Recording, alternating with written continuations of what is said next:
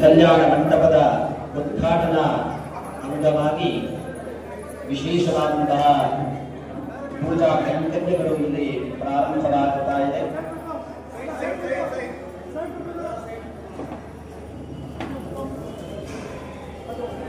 ಜೀರ್ಣೋತ್ತೃತಿಂ ಸ್ಥಾಪಿತ ಮಂತ್ರಬಿಂಬ ಗೃಹಾಣಿ ಜೀರ್ತೋ ಸವನೀತಿ ಗುರಿಯಾದ. ಯಾವುದೇ ಒಂದು ದೇವಾಲಯ ವಿಗ್ರಹವಾಗಬಹುದು ಅಥವಾ ದೇವಾಲಯವಾಗಬಹುದು, ಅದು ಜೀರ್ಣಾವಸ್ಥೆಯನ್ನು ಹೊಂದಿದಾಗ ಅದನ್ನ ಪುಷ್ಪದಂತೆ, ನೈರ್ಮಾಲ್ಯ ಪುಷ್ಪದಂತೆ ಅದನ್ನು ತೆಗೆದು ಮತ್ತೆ ಉದ್ಧಾರವನ್ನು ಮಾಡತಕ್ಕಂತಹದ್ದು. ಹೊಸ ಪುಷ್ಪವನ್ನು ನಾವು ದೇವರಿಗೆ ಹೇಗೆ ಸಮರ್ಪಣೆಯನ್ನ ಮಾಡುತ್ತೇವೋ ಹಾಗೆ ಭಗವತ್ ಸ್ವರೂಪವನ್ನ ಮತ್ತೆ ಅಲ್ಲಿ ಸ್ಥಾಪನೆಯನ್ನ ಮಾಡತಕ್ಕಂತಹದ್ದು ವಿಶೇಷವಾದಂತಹ ಫಲವನ್ನ ಅನುಗ್ರಹ ಮಾಡುತ್ತದೆ ಎಂದು ಶಾಸ್ತ್ರ ಹೇಳುತ್ತೆ.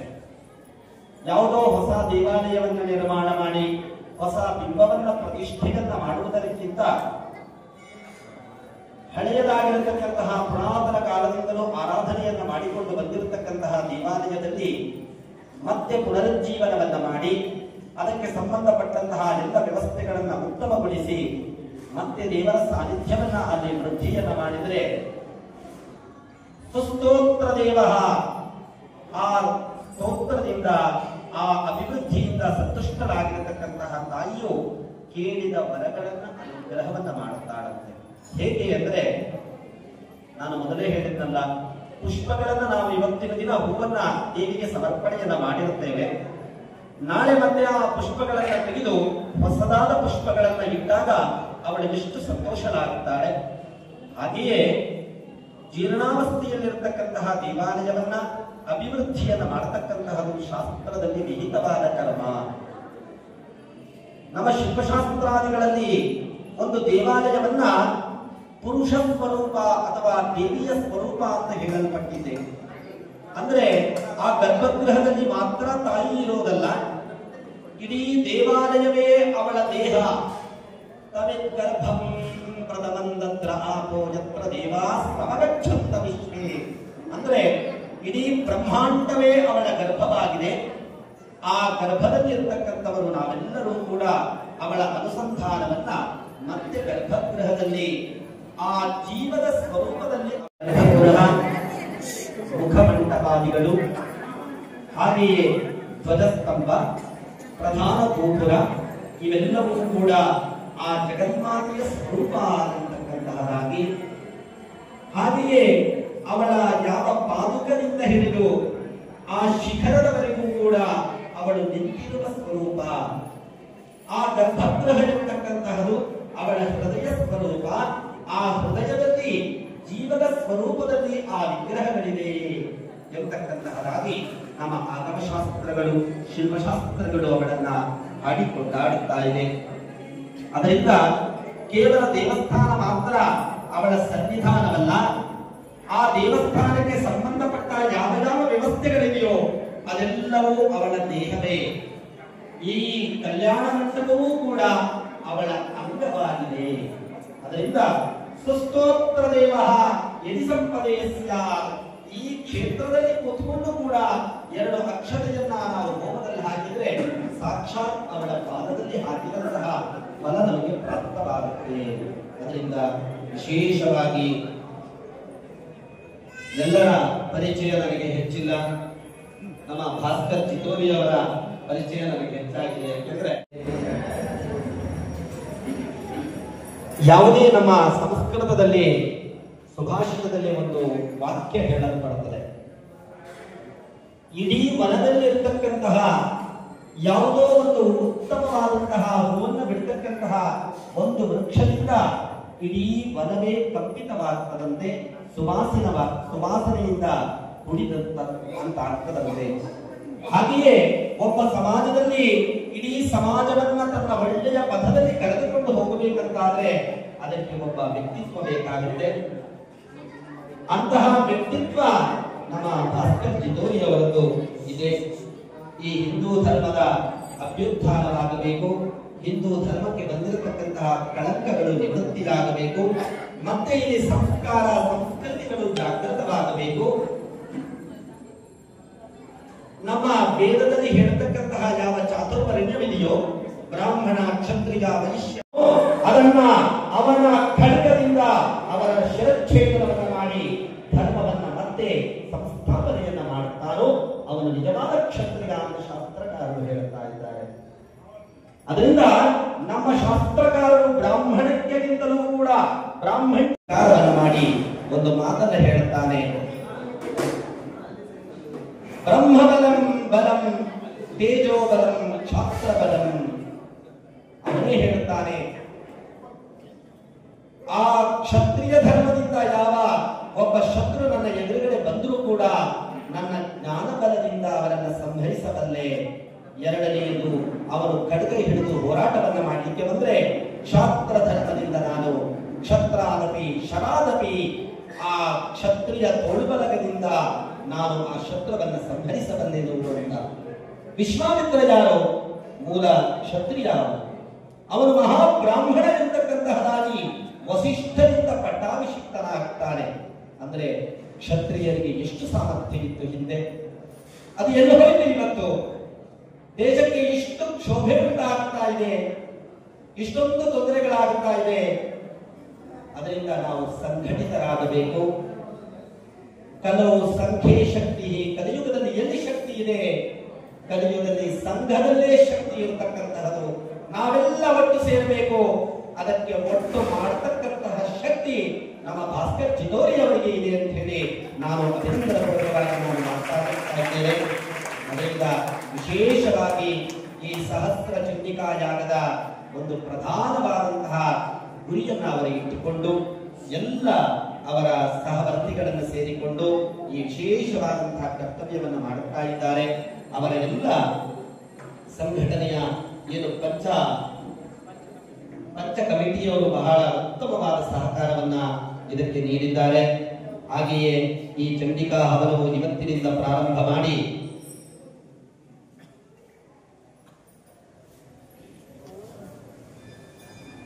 9ನೇ ತಾರೀಕಿನವರೆಗೂ ಕೂಡ, ಹಾಗೆಯೇ ಒಬ್ಬರಿಂದ ಇದು ಅಸಾಧ್ಯವಾದ ಮಾತು.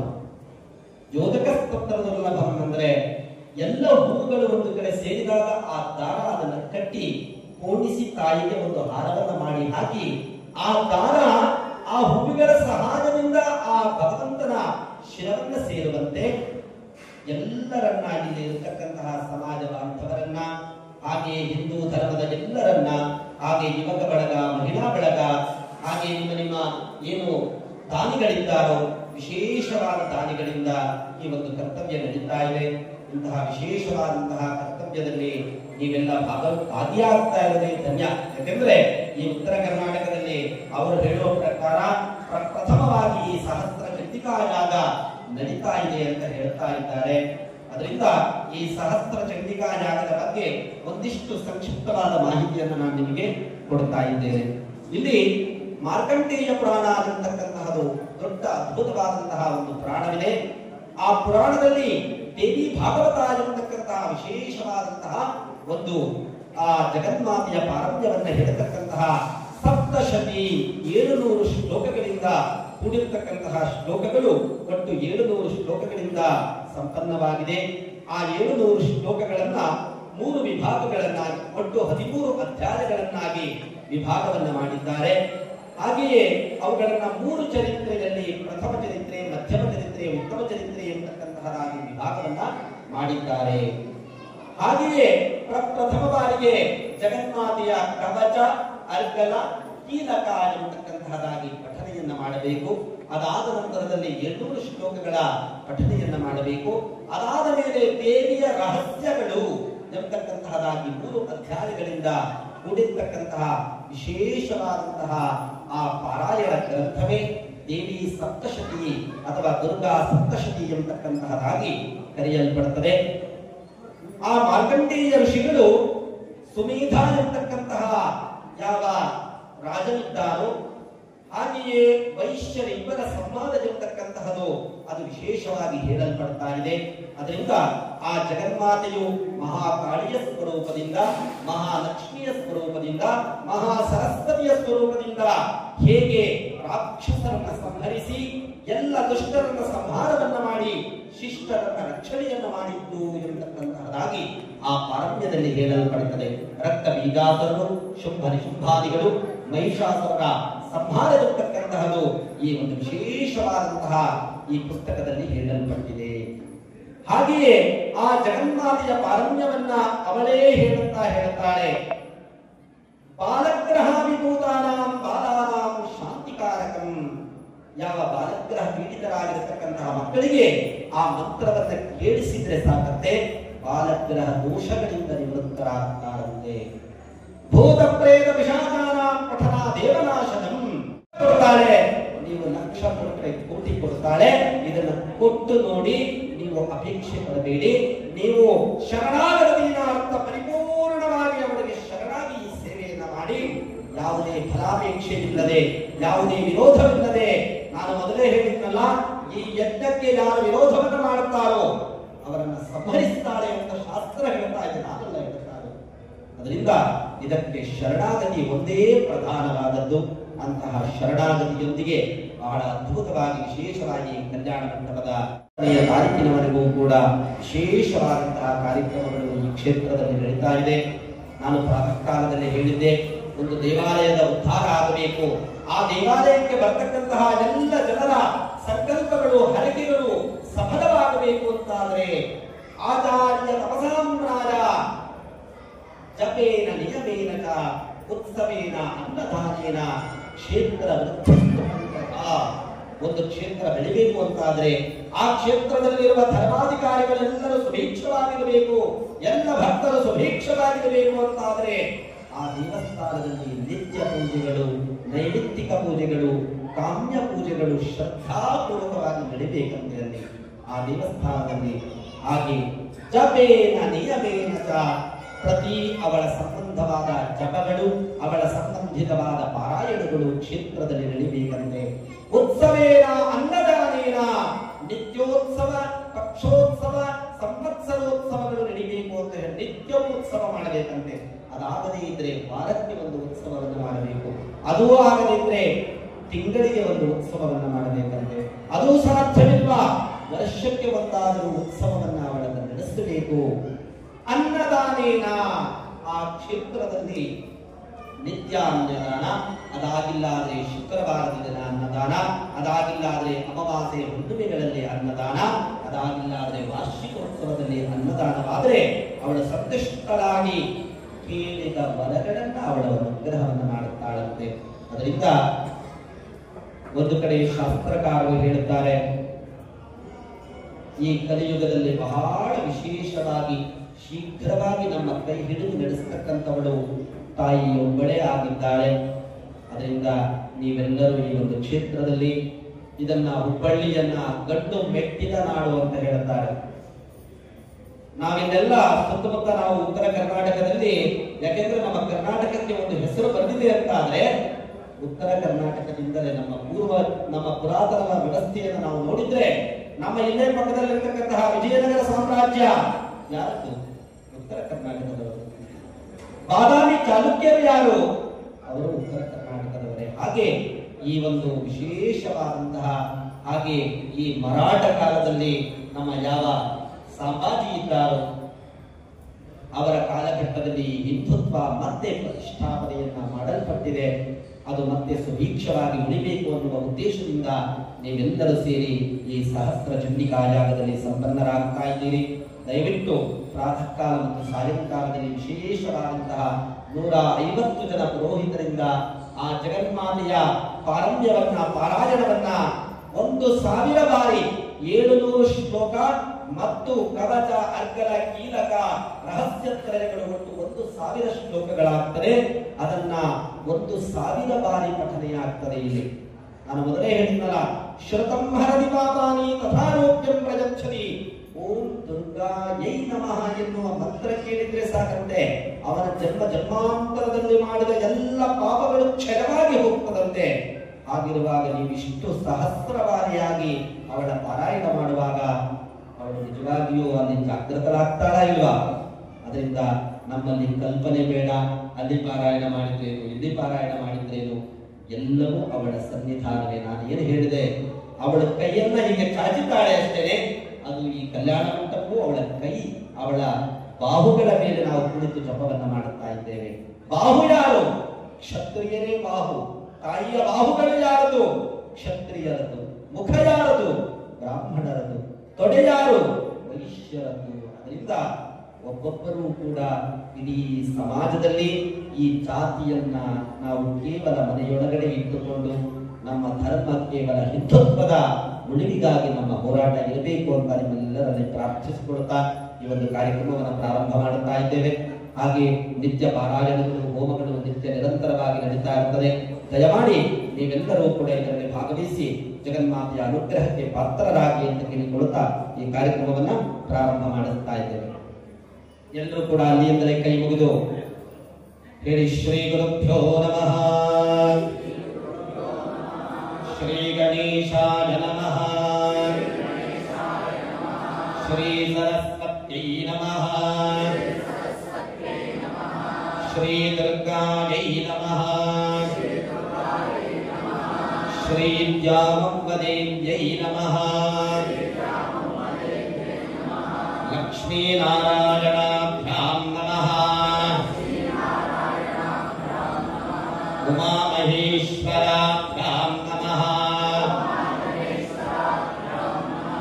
ವಾಣಿ ಹಿರಣ್ಯಗರ್ಭಾಭ್ಯಾಂ ನಮಃ,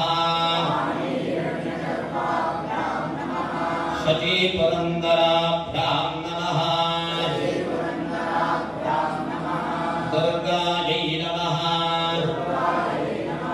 ಕ್ಷೇತ್ರಪಾಲಕಾಯ ನಮಃ, ಮಾತೃಭ್ಯೋ ನಮಃ, ಪಿತೃಭ್ಯೋ ನಮಃ, ಆಚಾರ್ಯೇಭ್ಯೋ ನಮಃ, ಅತಿಥಿದೇವತಾಭ್ಯೋ ನಮಃ, ಇಷ್ಟದೇವತಾಭ್ಯೋ ನಮಃ, ಕುಲದೇವತಾಭ್ಯೋ ನಮಃ, ಅಂಬಾ ಭವಾನಿ ದೇವ್ಯೈ ನಮಃ, ಶ್ರೀ ಕಾರ್ತವೀರ್ಯಾರ್ಜುನಾಯ ನಮಃ, ಗ್ರಾಮದೇವತಾಭ್ಯೋ ನಮಃ, ಪ್ರಾರ್ಥಯಾಮಿ ನಮಸ್ಕರೋಮಿ.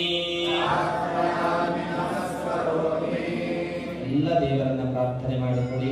ಈ ಒಂದು ವಿಶೇಷವಾದಂತಹ ಸಂಕಲ್ಪವನ್ನ ನಿರ್ವಿಘ್ನವಾಗಿ ನಡೆಸಿ ನಿಮ್ಮೆಲ್ಲರ ಸಂಕಲ್ಪಗಳನ್ನ ತಾಯಿ ಅನುಗ್ರಹವನ್ನ ಮಾಡಿಕೊಳ್ಳಿ ಅಂತ ಹೇಳಿ ನಾನು ನೀವೆಲ್ಲರೂ ಕೂಡ ಎಡಗೈ ಮೇಲೆ ಬಲಗೈಯನ್ನ ಇಟ್ಟುಕೊಳ್ಳಬೇಕು. ನೀವು ಕುಳಿತ ಜಾಗದಲ್ಲೇ ಎಡಗೈ ಮೇಲೆ ಬಲಗೈಯನ್ನ ಇಟ್ಟುಕೊಂಡು ಬಲ ತೊಡೆಯ ಮೇಲೆ ಇಟ್ಟುಕೊಳ್ಬೇಕು. ಬಲ ತೊಡೆಯ ಮೇಲೆ ಇಟ್ಟುಕೊಳ್ಳಿ. ನಾನು ಹೇಳಿಕೊಳ್ಳುವ ಮಂತ್ರವನ್ನ ಎಲ್ಲರೂ ಕೂಡ ಪಠನೆಯನ್ನು ಮಾಡಬೇಕು. ಎಲ್ಲರೂ ಹೇಳಿ: ಶುಭ ತಿಥೌ ಶೋಭನೆ ಮುಹೂರ್ತೆ ಅದ್ಯ ಬ್ರಹ್ಮಣಃ ವಿಧಿಯಾ ಪರಾರ್ಥೇ ಶ್ವೇತಾ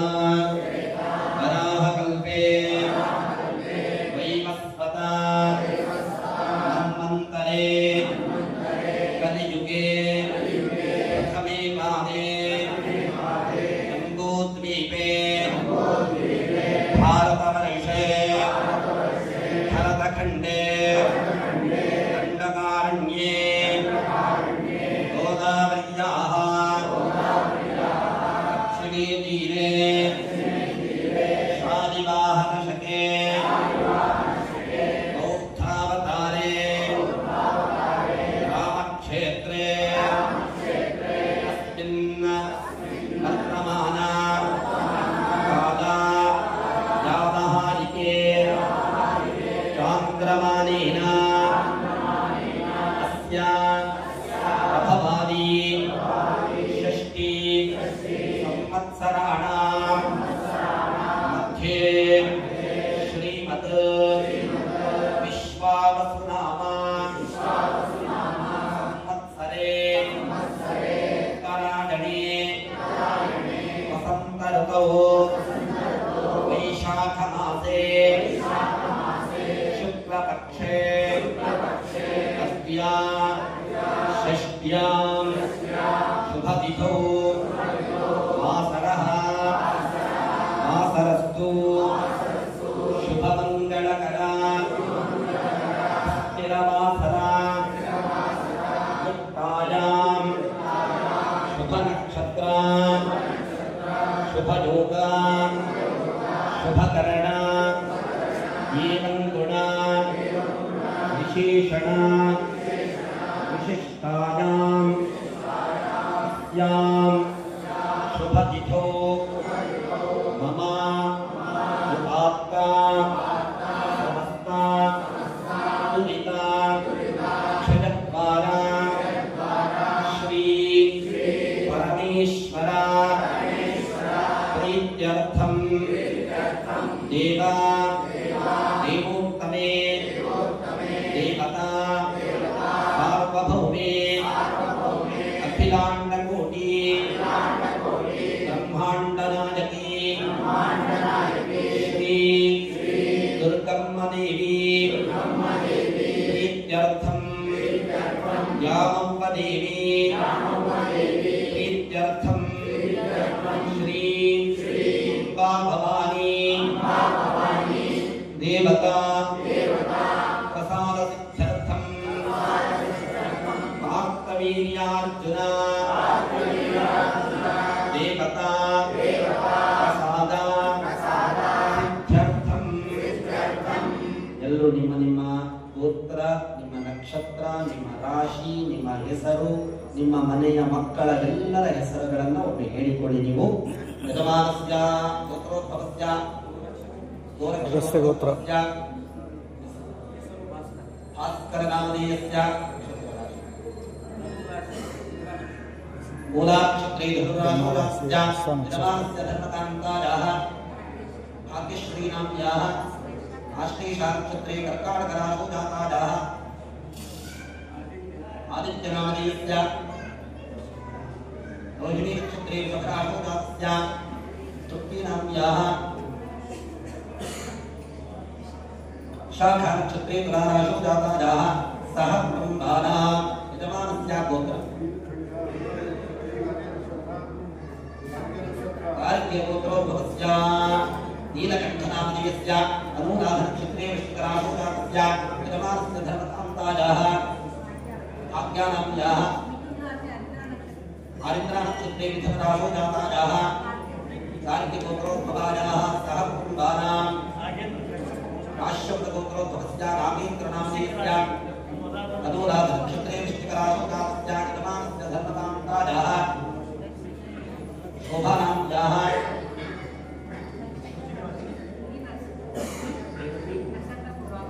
पूर्वभाद्र नक्षत्रे मीनराशो जातायाः सह कुटुम्बानाम्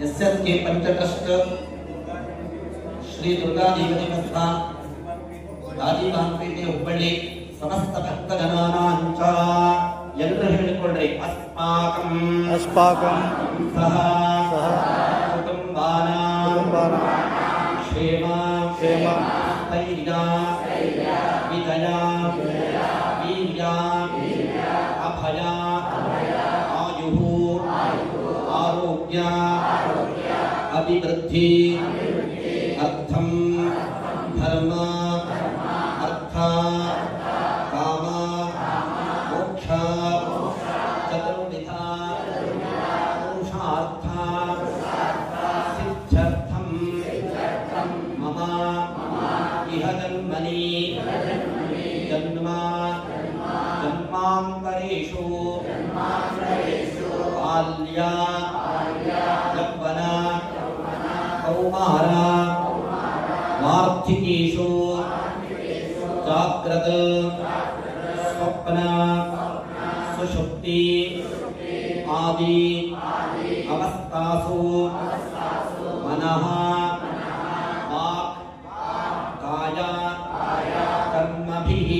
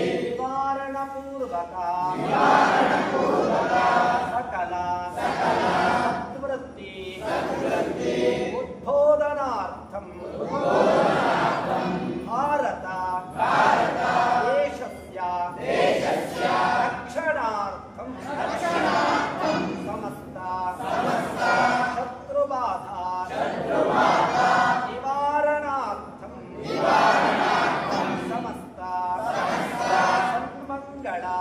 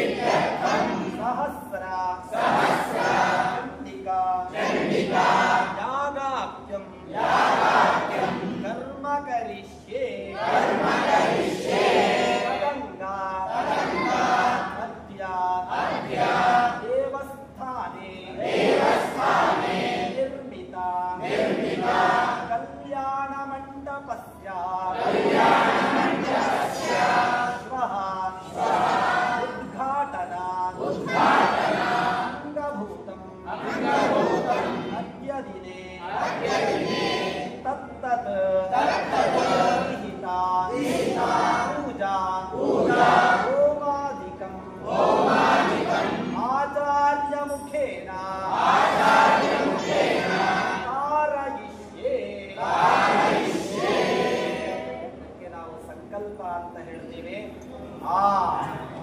ಇವೆಲ್ಲ ಹೇಳೋದು ಅವಳಿಗೆ ಕೇಳಬೇಕಾಗಿತ್ತು. ಸುಮ್ಮನೆ ಏನು ಕೇಳದಂಗೆ ಆಗ್ತಾ ಇತ್ತು. ಆ ಉದ್ದೇಶದಿಂದ, ಅವಳು ಕೇಳಿಸಿಕೊಳ್ಳುವ ಉದ್ದೇಶದಿಂದ ಅದನ್ನ ಅಜ್ಞಾನತಿಮಿರಾಂಧಸ್ಯ ಜ್ಞಾನಾಂತರ ಶಲಾಕಯ, ಕತ್ತಲೆಯನ್ನು ಸಂಕಲ್ಪ ಮಾಡಿದ ತಕ್ಷಣದಲ್ಲೇ ಕತ್ತಲೆ ಮಾಯವಾಗಿ ಬೆಳಕು ಮತ್ತೆ ನಮಗೆ ಬಂದಿದೆ ಅಂತ ಆದರೆ ನಮಗೆ ಅವಳ ಜ್ಞಾನ ಶಕ್ತಿ ಎಲ್ಲವನ್ನ ನಮಗೆ ಅನುಗ್ರಹವನ್ನು ಮಾಡುತ್ತಾಳೆ.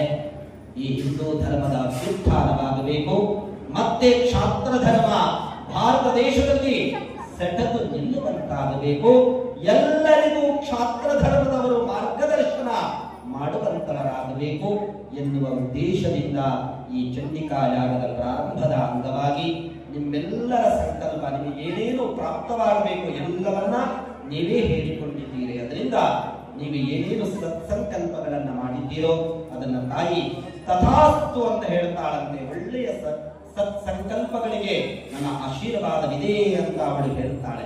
ಅದರಿಂದ ಇವತ್ತಿನಿಂದ ಪ್ರಾರಂಭವಾಗಿ 9 ದಿನವಾಗಿ ನಡೆಯುವಂತಹ ಈ ಚಂಡಿಕಾ ಯಾಗದ ನಿಮಿತ್ತವಾಗಿ ಎಲ್ಲ ಪೂಜಾ ಕೈಂಕರ್ಯಗಳನ್ನ ಆಚಾರ್ಯ ಮುಖೇನ, ಯಾಕೆಂದ್ರೆ ನೀವು ಕೂಡ ಯಜ್ಞವನ್ನ ಮಾಡಬಹುದು, ಆದರೆ ಮಂತ್ರಾಧ್ಯಯನವಾಗಿರಬೇಕು. ಯಾಕೆಂದ್ರೆ ದೈವಾದೀನಂ ಜಗತ್ ಸರ್ವಂ ಮಂತ್ರಾದೀನಂ ತು ದೈವತಂ ತನ್ಮಂತ್ರಂ ಬ್ರಾಹ್ಮಣಾದೀನಂ ಬ್ರಾಹ್ಮಣೋ ಮಮ ದೇವತಾ. ಶಾಸ್ತ್ರ ಏನು ಹೇಳುತ್ತಾ ಇದೆ? ಆ ಜಗನ್ಮಾತೆ ಈ ಲೋಕದ ಒಡತಿಯಂತೆ.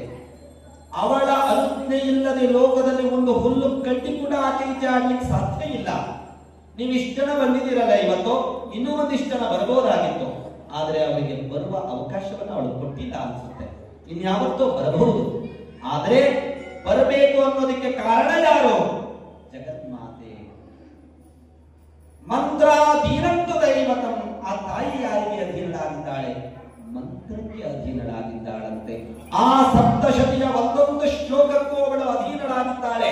ಅವಳ ಮಂತ್ರವನ್ನ ಹೇಳಿ ಕಲಶದಲ್ಲೋ ವಿಗ್ರಹದಲ್ಲೋ ಯಜ್ಞದಲ್ಲೋ ಹಾಕಿದ ತಕ್ಷಣದಲ್ಲಿ ಅಲ್ಲಿ ಪ್ರತ್ಯಕ್ಷಳಾಗ್ತಾಳಂತೆ. ಅದರಿಂದ ಮಂತ್ರಾಧೀನಂತು ದೈವತಂ ತನ್ಮಂತ್ರಂ ಬ್ರಾಹ್ಮಣಾಧೀನಂ.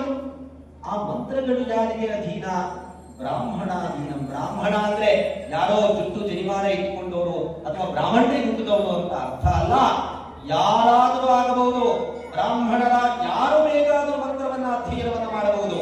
ಆದರೆ ಆ ಸಿದ್ಧಿಯನ್ನ ಮಾಡಿಕೊಂಡವನನ್ನ ಬ್ರಾಹ್ಮಣ ಅಂತ ಹೇಳಲ್ಪಡುತ್ತದೆ. ವಿಶ್ವಾಮಿತ್ರ ಕ್ಷತ್ರನಾದವನು ಬ್ರಾಹ್ಮಣನಾಗಲಿಲ್ಲವೇ? ಅದರಿಂದ ಆ ಬ್ರಾಹ್ಮಣ್ಯ ಎಂಬತಕ್ಕಂತಹದು ಯಾರು ಅಧ್ಯಯನವನ್ನ ಮಾಡಿ ಆ ಮಂತ್ರವನ್ನ ಸಿದ್ಧಿ ಮಾಡಿಕೊಳ್ಳುತ್ತಾನೋ ಅವನ ಅಧೀನವಾಗಿರುತ್ತದೆ ಆ ಮಂತ್ರ. ಅದರಿಂದ ಬ್ರಾಹ್ಮಣಾಧೀನಂ ಬ್ರಾಹ್ಮಣೋ ಮಮ ದೇವತಾ. ಆ ಮಂತ್ರವನ್ನ ಕಲಿತವರನ್ನು ನಾವು ಗೌರವಿಸಬೇಕು. ಅವರ ಮೂಲಕವಾಗಿ ತಾಯಿಗೆ ಹವಿಸ್ಸನ್ನ ಕೊಟ್ಟಾಗ ಅವಳು ಸಂತುಷ್ಟಳಾಗ್ತಾಳೆ ಎಂದು ಶಾಸ್ತ್ರ ಹೇಳುತ್ತಾ ಇದೆ. ಅದರಿಂದ ಇದು ಸಾಮಾನ್ಯವಾದ ಚಂಡಿಕಾ ಯಾಗ ಅಲ್ಲ. ಇದನ್ನ ಬಹಳ ಕಟ್ಟುನಿಟ್ಟಿನಿಂದ ಶ್ರದ್ಧೆಯಿಂದ ಮೈಲಿಗೆಯಿಂದ ಮಾಡಬೇಕಾಗುತ್ತೆ. ಯಾಕೆಂದ್ರೆ ನಾವು ತರತಕ್ಕಂತಹ ಪುಷ್ಪವನ್ನ ನಾವು ಅದನ್ನ ಶುದ್ಧಿಗೊಳಿಸಿ ತಾಯಿಗೆ ಸಮರ್ಪಣೆ ಮಾಡಬೇಕಾಗಿದೆ. ಅದರಿಂದ ನಿಮ್ಮೆಲ್ಲರ ನಾವು ಮಾಡತಕ್ಕಂತಹ ಕರ್ತವ್ಯ, ನೀವು ಯಾವಾಗ ನಮಗೆ ಸಂಕಲ್ಪ ಮಾಡಿದಕ್ಕೆ ನಮಗ್ ಸಂಭಾವನೆ ಕೊಟ್ಟು ನಮಸ್ಕಾರ ಮಾಡ್ತೀರೋ ನಾನು ಮಾಡಿದ ಪುಣ್ಯ ಎಲ್ಲ ನಿಮ್ಮ ಪಾಲಾಗಿ ಹೋಗುತ್ತೆ. ಅದರಿಂದ ಅಯ್ಯೋ ಪುರೋಹಿತರೆ ಕೂತ್ಕೊಂಡು ಮಾಡಿದ್ರು ಅನ್ನುವ ಭಾವನೆಯನ್ನ ನೀವು ಇಟ್ಕೊಳ್ಬೇಡಿ. ನಾನು ಕರ್ತಾಚ ಕಾರಿತಾಶ್ಚೈವ ಪ್ರೇರಕಶ್ಚ ಅನುಮೋದಕಃ ಸುಕೃತೆ ದುಷ್ಕೃತೆ ಚೈವ ಸರ್ವೇ ಸಮಭಾಗಿನಃ. ತಾಯಿಯೇ ಹೇಳುತ್ತಾ ಇದ್ದಾಳೆ, ಕರ್ತ ಯಾರು ಕರ್ತೃವಿದ್ದಾರೋ ಅವನನ್ನು ಉದ್ಧರಿಸ್ತೇನೆ, ಕಾರಯಿತ ಮಾಡಿಸಿದವನನ್ನು ಉದ್ಧರಿಸ್ತೇನೆ, ಪ್ರೇರಕ ಒಂದು ಹುಲ್ಲು ಕಟ್ಟಿ ಸಹಕಾರವನ್ನು ಮಾಡಿದವರನ್ನು ಕೂಡ ನಾನು ಉದ್ಧರಿಸ್ತೇನೆ, ಸುಕೃತೆ ದುಷ್ಕೃತೆ ಒಳ್ಳೆಯದಾದರೂ ಎಲ್ರಿಗೂ ಫಲ ಬರುತ್ತೆ. ಅದರಿಂದ ನಾವು ಒಳ್ಳೆಯ ಮಾರ್ಗದಲ್ಲಿ ನಡಿಬೇಕು ಅಂತಾದರೆ ನಮ್ಮ ಮನಸ್ಸು ನಮ್ಮ ಎಲ್ಲ ಮಂತ್ರಗಳು ಶುದ್ಧವಾಗಿರಬೇಕು. ಅದರಿಂದ ಇವತ್ತಿನಿಂದ ಪ್ರಾರಂಭ ಮಾಡ್ತಾ ಇರತಕ್ಕಂತಹ ಈ ಪೂಜೆಯನ್ನ ಜಗನ್ಮಾತೆ ನಿರ್ವಿಘ್ನವಾಗಿ ನಡೆಸಿಕೊಳ್ಳಿ.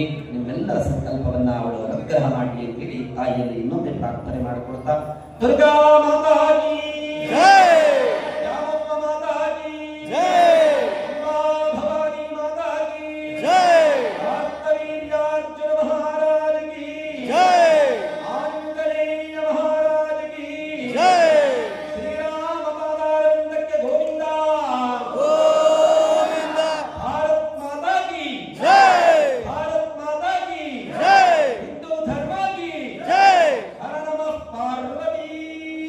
ನಮಸ್ಕಾರವನ್ನು ಮಾಡಿಕೊಳ್ಳಿ. ಪ್ರಾದೇಶಿಕ ಕರ್ಮಣಃ ನಿರ್ವಿಘ್ನೇನ ಉತ್ತರೋತ್ತರಾಂ ನಿರರ್ಥರತಂ ಆದೋ ಶ್ರೀ ಮಹಾಗಣಪತಿ ಪೂಜಾಂಜಗರಿಷ್ಯೇ ತದಂಗಕಲಶಾರಾಧನಂಗರಿಷ್ಯೇ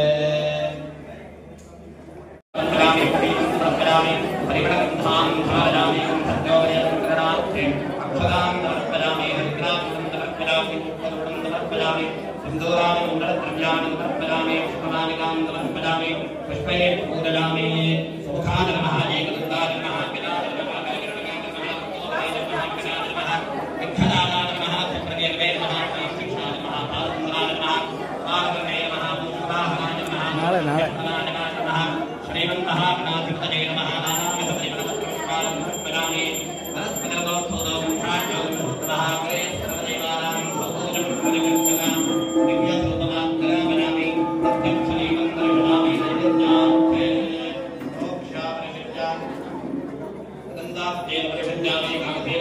चलो तुम्हें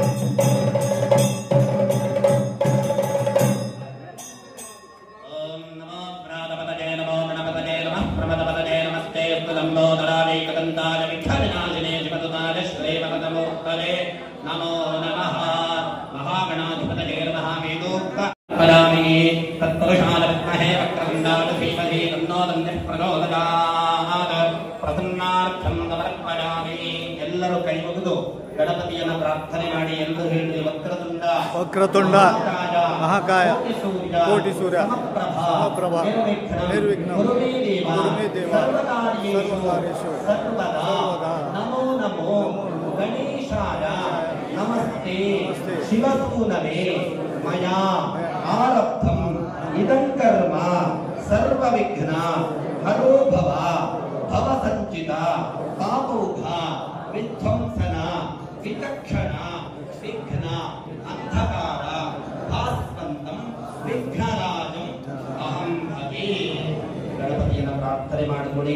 ಪ್ರಥಮ ಪೂಜಿತನಾಗಿರತಕ್ಕಂತಹ ಗಣಪತಿಯನ್ನ ನಾವು ಮೊದಲು ಪೂಜೆಯನ್ನ ಮಾಡಲಿಲ್ಲ ಅಂದರೆ ವಿಘ್ನವನ್ನ ಉಂಟು ಮಾಡುವವನು ಗಣಪತಿಯೇ, ವಿಘ್ನವನ್ನ ನಾಶ ಮಾಡುವವನು ಗಣಪತಿಯೇ. ಅವನ ಅನುಗ್ರಹ ಇದ್ದಾಗ ಮಾತ್ರ ಎಲ್ಲ ಕರ್ತವ್ಯಗಳು ಕೂಡ ನಿರ್ವಿಘ್ನವಾಗಿ ನಡೆಯಲಿಕ್ಕೆ ಸಾಧ್ಯವಿದೆ. ಆ ಮಹಾಗಣಪತಿಯ ಅನುಗ್ರಹದಿಂದ ಸಕಲ ಕಾರ್ಯಗಳು ನಿರ್ವಿಘ್ನದಾಯಕವಾಗಿ ನಡೆದು ನಮ್ಮ ಸಂಕಲ್ಪಗಳನ್ನ ಅನುಗ್ರಹಿಸಿಕೊಡುವಂತ ಭಕ್ತಿಪೂರ್ವಕವಾಗಿ ಸ್ವಾಮಿಯಲ್ಲಿ ಪ್ರಾರ್ಥನೆಯನ್ನು ಮಾಡಿಕೊಡಿ. ಮುದಾಕರಾತ್ಮೋದಕಂ ದದಾಮಿ ಮುಕ್ತಿ ಸಾಧಕಂ ಕದಾತರಾಗತಂ ತಕಂ ವಿಲಾಸಿ ಲೋಕರಕ್ಷಕಂ ಅನಾಯಕೈಕನಾಯಕಂ ವಿನಾಶಿತೆ ಭದೈತ್ಯಕಂ ನಗಾಶುಭಾಶುನಾಶಕಂ ನಮಾಮಿ ತಂ ವಿನಾಯಕಂ ನಚೇತರಾದಿಭೀಕರಂ ತರೋದಿತಾಕಭಾಸ್ವರಂ ನಮಸ್ತುರಾದಿ ನಿರ್ಜರಂ ನಸಾದಿಕಾಪದುದ್ಧರಂ ಸುರೇಶ್ವರಂ ನಿಧೀಶ್ವರಂ ಗಣೇಶ್ವರಂ ಗಣೇಶ್ವರಂ ಮಹೇಶ್ವರಂ ನಮಾಶ್ರಯೇ ಪರಾತ್ಪರಂ ನಿರಂತರಂ ಸಮಸ್ತಲೋಕಶಂಕರಂ ನಿರಸ್ತದೈತ್ಯಪುಂಜರಂ ಧರೇತರೋದರಂ ವರಂ ವರೇ ಭಮಕ್ರರಕ್ಷ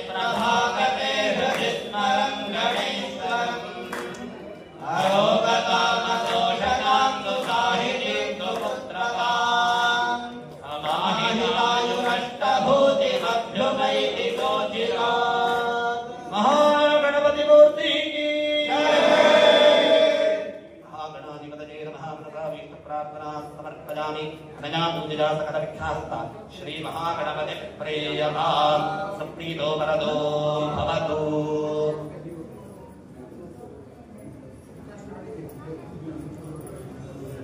शुद्धर्दं वृद्धर्दं अभ्युदयार्थं च पुण्याहादं करिष्ये।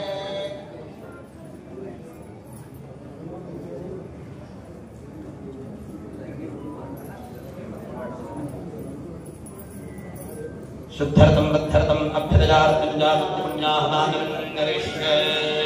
ओम महेज्यो प्रतिवेदनयमञ्जक्तं विनक्षतां विपदां नो परेमहे ओषधयस्थं महन्ते लोमे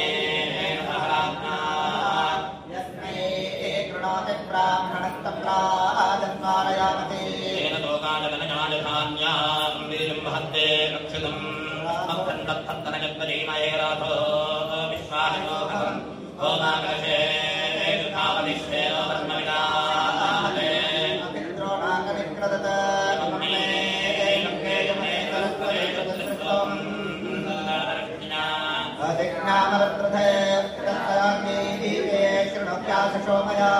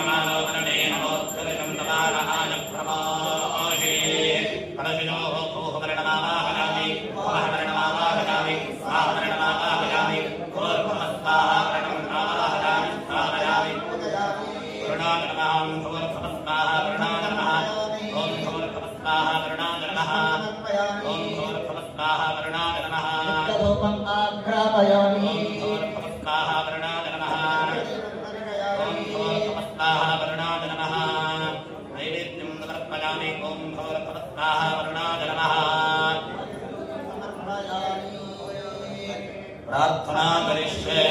ओम कलशमुखे विष्णुकण्ठे रत्नाकरः क्षोभसागरास्तरवे तप्तप्येकां सुन्धरा अङ्गैस्तुतैलास्तरवे कलशन्दुतमाश्वताः गीर्मणी दैवा गोदावरी सरस्वती करुणाजनमः मनसामि प्रार्थना समर्पयामि कणजा पूजया प्रणप्रियता। ओम सर्वेषुकाले नमस्तते तदेशुकाले तदेश्वरेश्वरः सर्वस्वरूपे भगवाननादिमात्मनास्माङ्गल्यमुख्यते यत्र योगेश्वरः कृष्णो यत्र वासोदरः तत्र श्रीवजोधोदरसमाधि कर्ममम अनन्यास्तुल्यचित्तो राजेजनाः पर्यवासते तेषाञ्चाभिप्राणाय योगक्षेमं महाम्यहम् स्मृतेककल्याणं भासनित्यस्मजायते पुरुषस्तमजं नित्यं प्रजां शरणं हरिं सर्वमङ्गलमाङ्गल्ये शिवे सर्वार्थसाधके शरण्ये त्र्यम्बके